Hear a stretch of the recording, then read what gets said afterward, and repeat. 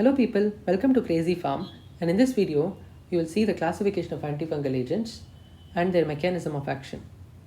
So this is the classification, and this classification classifies the antifungal agents based on their chemical structures.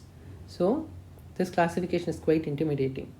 If you're looking at this classification for the first time, it is recommended to pause the video and make sure you get familiarized with the names of various drugs and their chemical categories.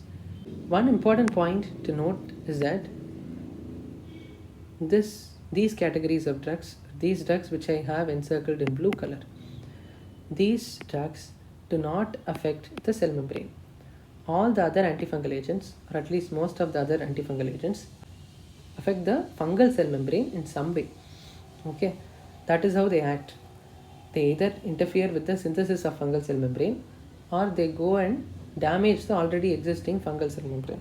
This is how most of the antifungal agents act, and the one that I have encircled in blue color alone have a different mechanism of action. Now coming to the mechanism of action of the various antifungal agents. For understanding the mechanism of action of the various antifungal agents, we first need to understand how ergosterol is synthesized. Ergosterol is an important component of fungal cell membrane. Squalene is converted to squalene epoxide with the help of the enzyme squalene epoxidase, and this squalene epoxidase is inhibited by terbinafine. Squalene epoxide is then converted to lanosterol, and lanosterol becomes ergosterol. This lanosterol to ergosterol conversion requires 14-alpha demethylase enzyme, and this 14-alpha demethylase enzyme is inhibited by all the azoles: clotrimazole, fluconazole, isavuconazole, whatever azole comes to your mind. All the azoles act by inhibiting 14-alpha demethylase enzyme. So ergosterol is ultimately not formed. Both these categories of drugs, whether you take terbinafine or whether you take azoles, ultimately ergosterol is not formed, and if ergosterol is not formed, then fungal cell membrane cannot be synthesized. This is the mechanism of action of these categories of drugs. Now coming to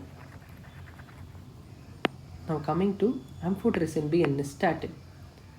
These drugs also affect the cell membrane, but instead of going and affecting the synthesis of cell membrane, these drugs go and form pores in already existing fungal cell membrane and cause the loss of electrolytes through the pores, resulting in fungal cell death. That is the mechanism of action of these polyenes, amphotericin B and nystatin. Echinocandins. Echinocandins are a class of drug which go and affect cell wall synthesis. Echinocandins inhibit an enzyme by the name of beta-D-glucan synthase. By inhibiting this enzyme, beta-D-glucan synthase, they prevent synthesis of cell wall. That is the mechanism of action of echinocandins. And nucleic acid synthesis, we have flu cytosin. Flu cytosin is a pyrimidine analog.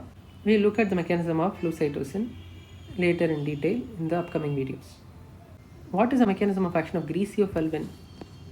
Griseofulvin causes disruption of the mitotic spindle by binding to the polymerized microtubules. So ultimately they affect cell division. So griseofulvin is a fungistatic drug, as they go and affect the microtubules in some way. It's a fungistatic drug. That's it for this video. If you liked this video, please like, share and subscribe.